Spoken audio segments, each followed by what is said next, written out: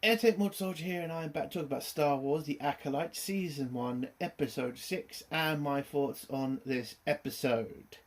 So, we got another filler episode.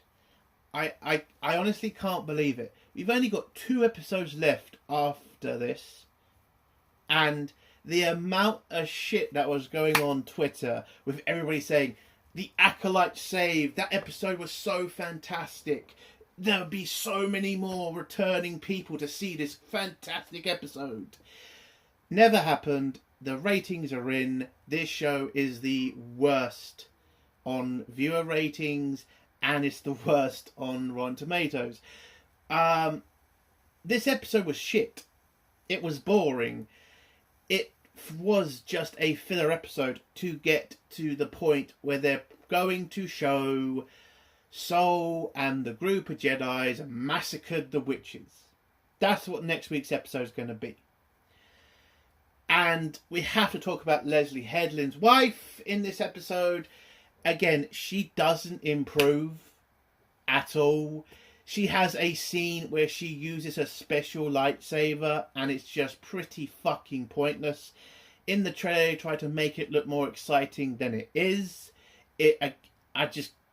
I couldn't care less. Again, the woman cannot act, and she always looks frightened on screen. It's pretty fucking bizarre. But we had to talk about, Osha and May. Nothing's really changed with them two. I mean, the actress who plays them, she's just not a good actress. She just really isn't. And when she's playing against Sol, that actor can act. Again, English not his first language, but he's still better. And it's just such a struggle to see a good actor with a bad actor, and it just doesn't get better throughout this episode.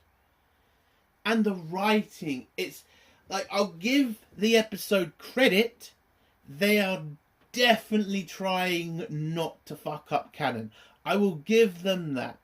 They're trying very desperately to put this in a, well, Sol couldn't tell the Jedi sort of moment, sort of situation.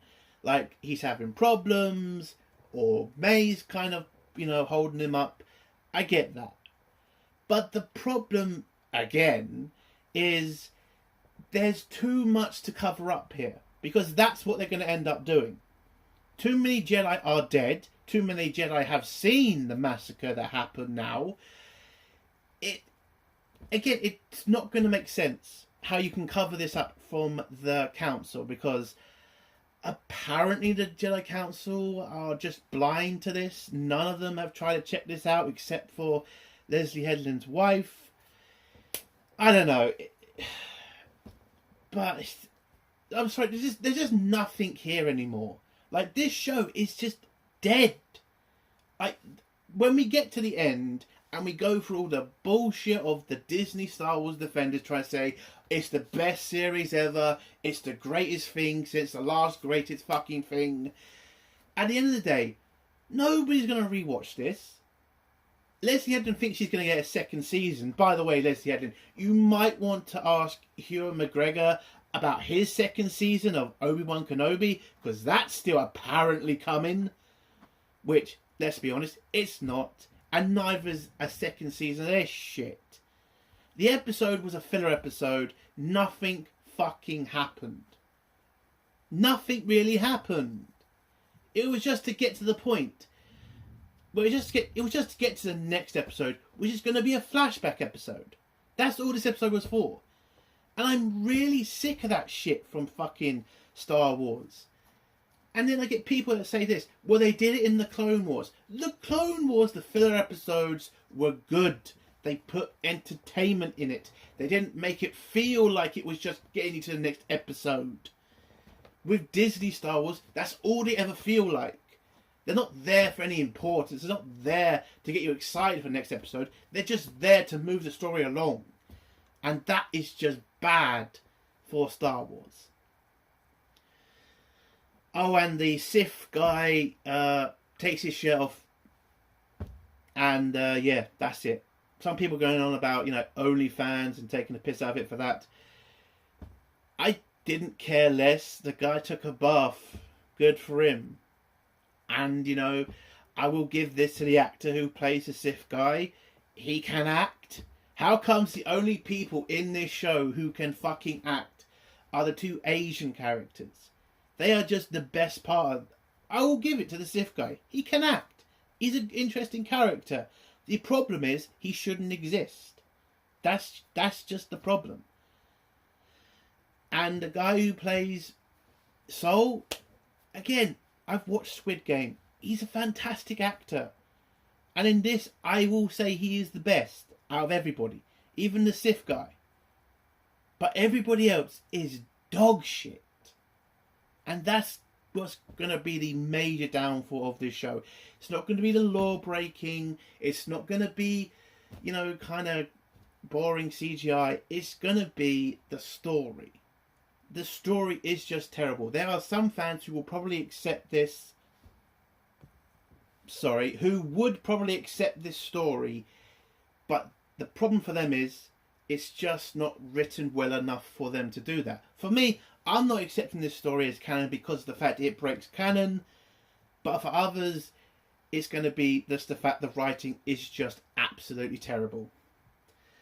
So would I give this filler episode out of 10? I'm giving it a 0. Again, listen, Soul, the Sith guy, great acting, good for them. That's just not enough to give it a point. That should literally be the bare minimum of a Star Wars show, that the actors can fucking act. It's a 0 out of 10. There's not really much here. I mean, we did get some confirmations of stuff, like certain characters that I thought would be probably back after they got stabbed, because again, this is Disney Star Wars, where a lightsaber being stabbed into a person does not mean jack shit. But in this episode, they confirm they're dead. Which, okay, I'll give it to the writers. They didn't go back on that. But other than that, not much happened. So yeah, 0 out of 10. Let's get to spoilers now. If you don't want to hear spoilers, leave in 3, 2, 1. So, I'm just going to get through this quick, because again, nothing really happens. So I'll go through May and Soul's stuff first. Then I'll go through Osha and the Sith guy. And then we'll end on Leslie Headland's wife and the Jedi team. That's about it. So May and Soul are on his ship. They head out, and Soul tries to send a message to the Jedi Council, or at least to the Jedi, and unfortunately his communications are not working properly. May, pretending to be Osha, tries to pretend like she's actually trying to fix the ship, and we have the dog mole person walking about trying to figure out a way to warn Soul it's May, not Osha. I think that's what he was doing. He has a little robot in his hand and he charges it for a little bit. But May gets a hold of it, then sets it back to factory settings, which is in Star Wars now. I don't know how that works, but okay. So, whilst May is trying to pretend like she's fixing the ship, Soul is trying to, apologise to her, thank her for saving his life, and thank her for trying to save her team. Well, she did a very bad job about that, but anyway. And just throughout the episode, it was just Soul being nice to May, trying to get a message through to the Count, meaning to the Jedi, and May walking about looking angry and mysterious. Until she's in front of Soul, where she's acting like Osha again. We then get to the point where the systems on the ship come on because May can't delay it anymore. And then when she goes to the cockpit to answer a message from the Jedi Temple, Soul has basically figured out it's May and shoots her with a stun gun, puts her on a bed, and just starts apologising to May about the whole situation with the witches. And that's where their stuff basically ends. Again, not really much happened between them. It was just literally getting to the point where Soul figures out it's not Osha. That was about it.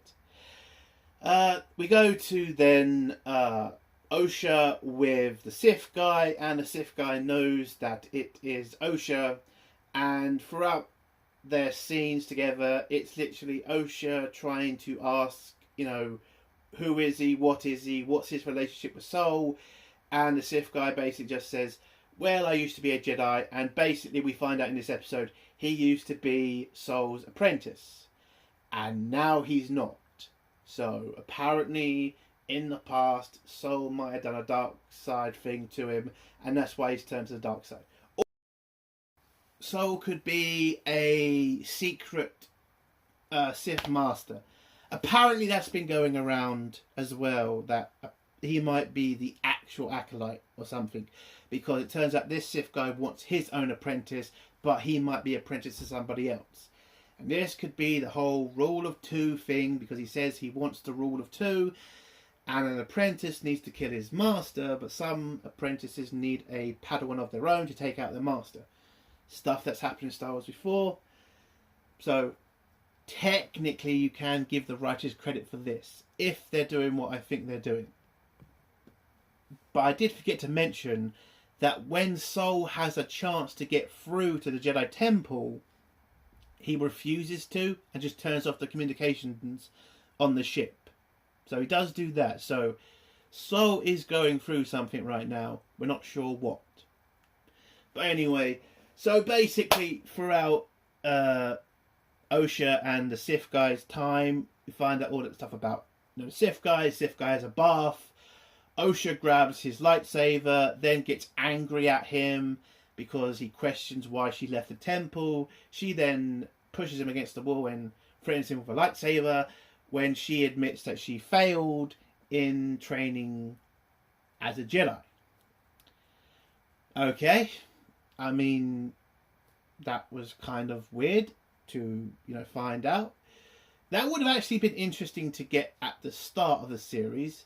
Maybe in episode 2, Soul kind of saying, I wish you had kept training, or, I know you failed, but we get it in episode 6. Not really bothered. Anyway, and her episode ends with her basically wearing Sith guy's helmet, and we're having this whole Darth Vader scene where she's breathing heavily, trying to sound like Darth Vader. I don't know why this scene's in this episode. I don't know why people wanted her to wear the fucking helmet. It was just ridiculous and cringe, especially when she's trying to sound like fucking Vader. I did that when I was a kid as well. I put a bucket on my head just to sound like Vader. Okay. That's just not interesting to watch at this point. If I were a 5-year-old doing that, but now I'm watching a grown woman do it, it's ridiculous. Oh, and by the way, there's some people on Twitter going nuts about the helmets being sold and being sold out. That's a bullshit article. They're not sold out. There's plenty fucking more. So that delusion that you're going through now, because again, the people defending this show are becoming very small now, because even channels that were defending it at the beginning are starting to turn on it. Yes, the writing's on the wall about this show. It's dead. It's done. When we get to the end, everybody who's going to like this show is literally just a Disney Star Wars fan that just wants access, and everybody else is just going to be pointing out that it's a dumb, boring show. But anyway, so we end this on Leslie Headland's wife. So she finds out about the attack on the Jedi and the fact they're all dead, and then she picks a bunch of people to go with her to do a rescue mission, while before she also gets on a transport to head to the planet. She has this moment with this weird English Jedi guy who starts asking her about does she feel okay, because apparently she gets travel sickness. I don't care. I really don't. By the way, I have mentioned the fact that every fucking scene Leslie Headland's wife looks uncomfortable and looks scared, right? Because she does in every fucking scene she's in. I'll give her credit for the final scene she's in she did have a lot more. There's a lot more of her acting there. I would say her acting wasn't as terrible as it was in other scenes. It was a bit more focused in that one scene when she actually uses her lightsaber, which turns out to be the lightsaber whip. I mean, I get some people are happy to see that. Mostly people who have not read the EU. It's a bit too... The blade itself, or at least the whip itself, is a bit too thick for a lightsaber whip. They're usually thinner. I don't know why it would be fatter in this, but okay. Yeah, so she has that moment with the Jedi about her travel sickness. She gets to the planet. They arrive there. They get to the scene where the Jedi were massacred. And at this point, again, it's either every person on this mission has to die, because it has this again. There's no way you can cover this up from the High Council. There's no fucking way. The amount of Jedi are dead, the people involved, a Sith Master is now on scene. There's not a Sith Master, a Jedi Master is now on scene. This shit, it will be nearly impossible to cover up from the Jedi Council. I'm not saying that they're not going to say the Jedi Council are in on it, but then we get to the question. If the Jedi Council know about this appearance, then why the fuck does Ki-Adi-Mundi say the fucking words of, "This has not happened in a millennia"? It doesn't make sense. Now, people will probably say, well, he doesn't want to alert Qui-Gon to it. It doesn't fucking matter. At the end of the day, this breaks canon, whatever happens. So, she asked the Jedi guy who's with her, like, what do you think happened? And the guy says, oh, it was a Jedi who's fallen, and there's usually a word for that, by the way, Sith. When a Jedi's fallen, they usually turn to Sith. Oh, and by the way, has anybody else seen that stupid fucking article from, I don't remember it, but it's on Twitter right now, where apparently calling somebody a Sith is now a slur? That's Star Wars now. Using the word Sith is now a fucking slur. This is a joke. Star Wars is a fucking joke now. I mean, it's literally progressive dog shit. Sith is a slur? Fuck off. It's not the fucking N-word. For God's sake. And Leslie Headland's wife's episode just ends with, collect the bodies and we'll send a message to the Jedi Council to, inform them what's happening. And that's it. That's the episode. Not much happens. May gets captured by Sol. Sol is going to admit to May what happened to the witches in next week's episode, which is basically got massacred. And it looks like Osha might be kind of falling to the dark side, or at least on the peak of it. And Leslie Edens' wife had a little trip. And that's the end of the episode. Nothing fucking happened. This was just to get us to the next episode, which is going to be the important flashback episode. And that's going to be it. And we're going to get to the final episode where Osha or May is going to kill Sol. Dull. Boring. Pointless. Waste of time. A 0 out of 10. Thank goodness for this episode, because if anybody was thinking last week's episode was going to bring back the almighty Star Wars fans that are left, that are begging for more of this shit, not going to happen. This episode has pretty much told everybody, if you've come back for excitement, there was no point.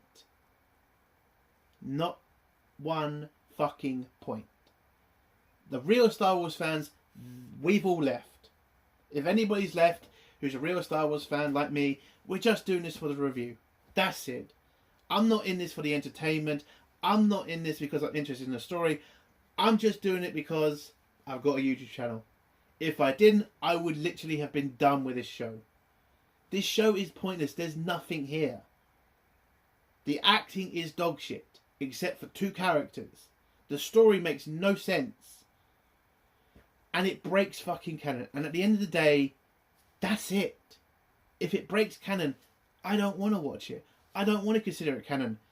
And it's another nail in the coffin of the High Republic, which Disney seems to fucking still think is going to be a thing one day on the same level as the Old Republic. Never going to happen. And Leslie Headland, you are not getting a season 2 of this. If they're not going to give Obi-Wan the green light for a season 2, the fuck they're giving Acolyte a season 2. This is over as soon as we get to the final episode. And that is a good thing. And that's the end of my review. If you like this review, give it a like. If you dislike this review, give it a dislike. And if you like my content, do think about subscribing. And if you have a comment, leave it below and I'll try to get back to it. Entertainment Soldier. Bye.